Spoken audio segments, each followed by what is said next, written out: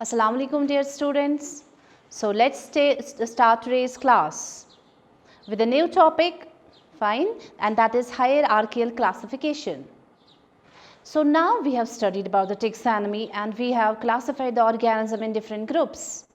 So we have studied about the taxonomy, which we told that time that it is not only the classification but it is identification and nomenclature also.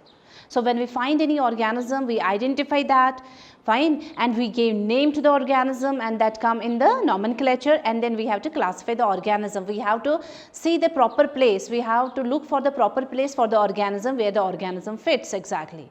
And we know that is the natural system of classification we do, and we know how many kingdoms are there. There are 5 kingdoms, and those 5 kingdoms are Kingdom Plantae, Kingdom Animalia, Kingdom Protista, Kingdom Monera and the Kingdom Fungi.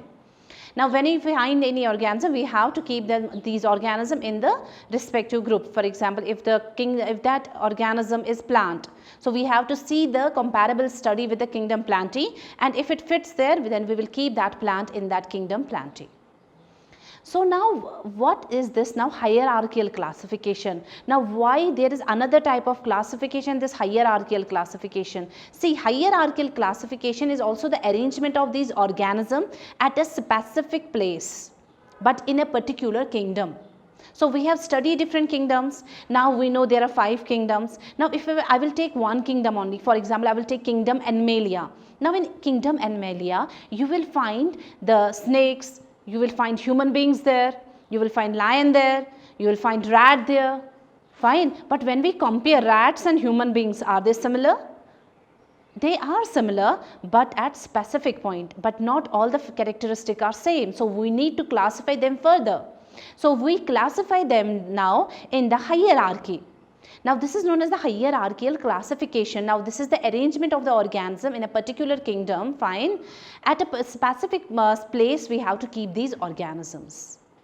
Now this hierarchical classification, fine, that means in a particular kingdom we are taking, like for example I told you Kingdom Animalia I am taking. Now I am keeping this organism at a particular place. Now this particular place we call it as a category, or we can say taxon.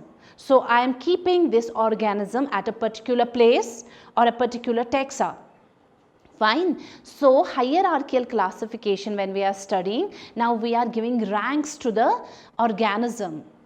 For example, if you are studying in Kashmir Harvard, you are tagged with Harvardian. Now this Harvardian when enter inside the school, now here is also a classification. Now this Harvardian has to go his own class. For example, the class 9 student, they cannot sit in the class 1, or class 1 student, they cannot sit in class 9. So that means this is now given the rank to the students based upon their IQ. Fine. Now the students which are studying in the Harvard, now they have different classes here and they have to sit at their proper place. So likewise, hierarchical classification is same, where so many organisms are present. So this is a kingdom where many organisms are present. Now these organisms have to be in their proper place, at their proper place where these organisms fits, and that is known as a hierarchy. So hierarchical classification was given by Linnaeus, so that is why it is also known as Linnaean classification. So Linnaean classification or hierarchical classification we can say, fine. So this is only to arrange the organism at a particular place or at a particular category where it fits. So this hierarchical classification when I am talking about, fine. Now this hierarchical classification, it has 7 different categories. Fine. And among the 7 different categories, we have to keep the organism at particular place. Now what these 7 categories are? So the 7 categories are, the first one is kingdom, the second one is phylum, or we can use division. Phylum we will use for the animals and division we will use for the plants. So the first one is kingdom, the second one is phylum, the third one is class, the fourth one is order, the fifth one is family, and then is genus, and then species. So these are the 7 different types of the classification we can say. So these are the different ranks or the different levels which we are giving to an organism. Fine. So among these levels, if we will see, See, if we will go from species to kingdom, that means from lower level to higher level, you can see, you can find that there is less similarities between the organism. But what if we will go from kingdom to the species? There is more similarities among the organism. That means when we go from lower to higher, the similarities decreases, but when we coming from higher to lower, the similarities increases. So when I am talking about the kingdom, so that means in kingdom all the organism of that kingdom is present. Say if it is fungi, so all the fungi are present in this kingdom, or plantae or animalia, so all the animals, all the plants are present in this kingdom. But if we need to further classify it, then we have to go to the other levels. And when I am talking about the lowest level of the classification, that is species. Now what is species? Fine, species is the lowest level of classification. That means this is more specific. When I am talking about the species, it is more specific. So that means specifically we can classify the organism. But when I am talking about the kingdom, kingdom is a broader sense. In broader sense, I am classifying the organisms. Fine. So when I am talking about the different levels, so let's start with the lowest level, and that is species, because species is known as the unit of classification. Because at this level only, species level only, we come to know about the specificity of the organism. That means the particular characteristic of the organism, if we want to come to know, we have to come down to the species level. So species is what? If we will say what is species? Species, it is a group of organisms which are morphologically identical, and also they can interbreed among themselves and can produce a fertile offspring. Fine. For example, human beings, they can breed among themselves, they can produce an offspring. For example, dogs. Fine. So dogs, if they can also breed among themselves and they can produce a fertile offspring. For example, if I will take the example of lion and a tiger. See, lion and tiger, they can also breed themselves and they can produce an offspring, but that offspring, fine, that offspring is known as liger, and liger is an infertile offspring.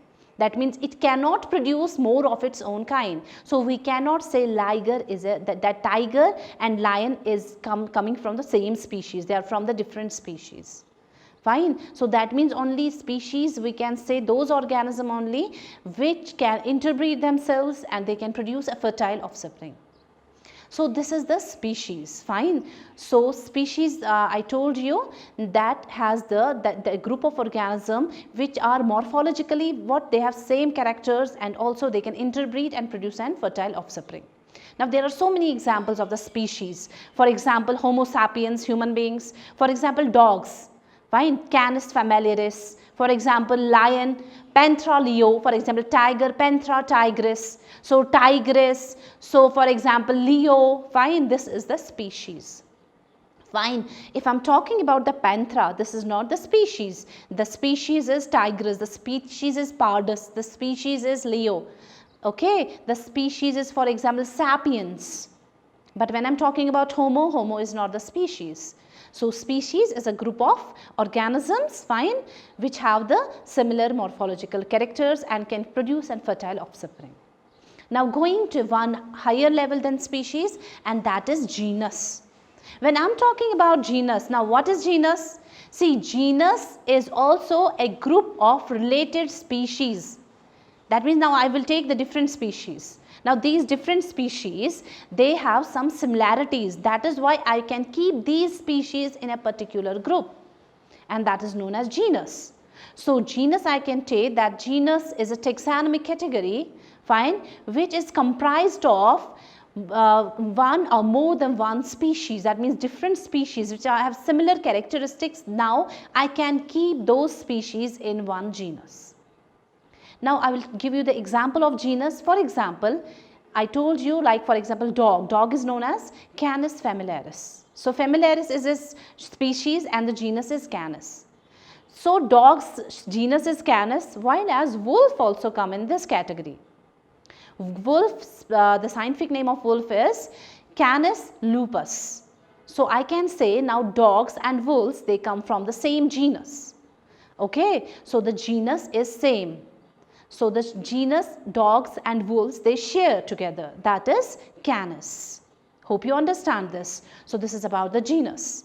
So we have done with the species, we have done with the genus. Now I will go one higher level than this, and that is now known as family. Now what is family? Now family, we can say it is that taxonomic category which has one or more related genus. Now related genus come together and they form one family. Fine. Now I will give you the example of family. Now for example, cats and leopard, they come in the same family and that is known as Felidae. Or for example, I will give you the example of dogs, wolves and foxes. They also share the same family and that is known as Canidae. Okay, so dogs, wolves, foxes, they come in the same family and that family is known as Canidae. Okay, so hope you understand the family also. So first one was species, then we'll go for genus, then the family. Now after family, now we will start with another level and that level is known as order. Fine. Now when I'm talking about the order, now what is order? See, order is now order is now one, or it's that taxonomic category which has one or more related families. That means now different families which resemble with each other, they come in the same order. Now I can give you the example of the order. Here is the example Carnivora. Fine. Now who is in Carnivora? Now if I will say which family is in Carnivora, because this is the order now, order Carnivora. Now order Carnivora, I will see Felidae as well as Canidae, both the families are in Carnivora. Fine. Family, I told you that in Felidae there are cats and the leopards. Fine, that form one family, that is family Felidae. Dogs, foxes and wolves, they form another family, that is known as Canidae. But now both families, they come in one order and that order is known as Carnivora. Okay, so Carnivora is now order which is for the family, which family? It is for both the families, Felidae as well as the Canidae. Fine. So now we will go for the another level and that is known as the class. Now what is class? When I am talking about the class, now class is that taxonomic category which has one or more related families. Fine. Now families as well as orders. So now different orders, now they come together. Fine. Now what is class? Class, we can say that there are more, one or two different orders. When they resemble in some characteristics, now they come under the same class. I will give you here example, that is Mammalia. See now, Mammalia is a class which is for different orders. Now which orders are in this Mammalia, class Mammalia, which orders are there? For example, there are primates. Primates means man and apes. Fine, that means man and apes come in order Primata. So Primata is there and there are so many others, like for example there are Carnivora also.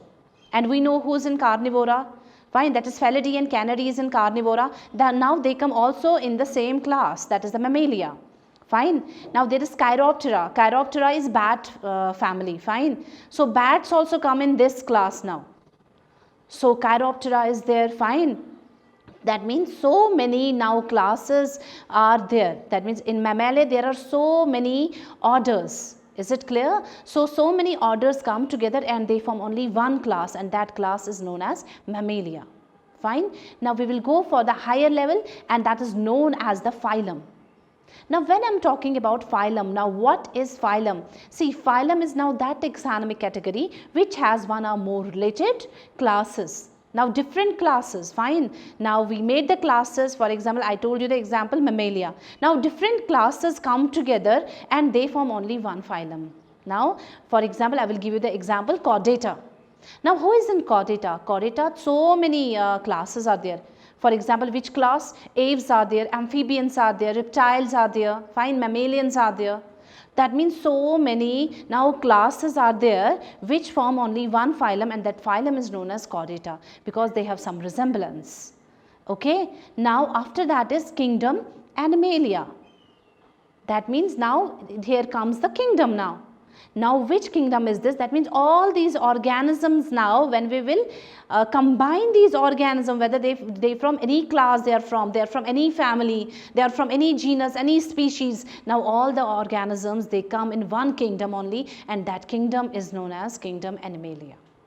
Fine. So that means kingdom Animalia, now we will see the kingdom Animalia, now it has been classified in so many types. So we come to know that classification is also in the kingdom also. Fine. First there is a broad classification, that means all the organisms have been classified in different kingdoms, that is 5 kingdoms. Now in each kingdom also we classified the organisms, and that is hierarchical classification. And it is based upon some similarities as well as the differences, or less similarities, more similarities. So more similarities, they come under one species. Fine. So that means when we go higher than the species, the similarities will be decreased. But when we go from the kingdom towards the species, the similarities are increased. Hope you understand today's lecture. So have a nice time. Take care. Allah Hafiz.